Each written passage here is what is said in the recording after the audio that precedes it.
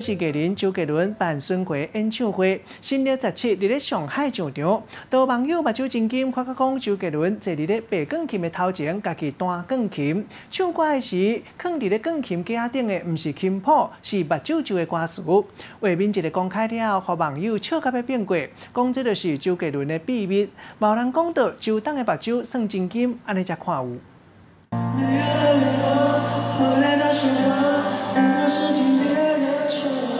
坐伫咧钢琴头前，家己弹家己唱的歌，唱周董的周杰伦，感人的情歌，互人听甲真迷醉。阁有摄影师伫咧边仔来咧录画面，毋过这一幕煞意外掀起网友伫讨论。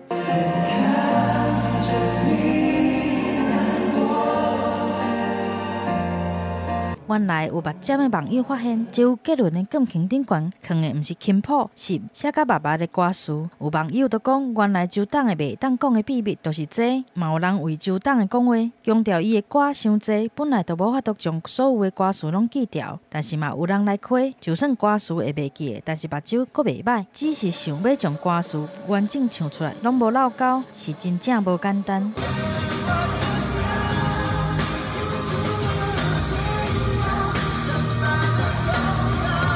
我唱了2遍了，2遍都忘词嘛？对。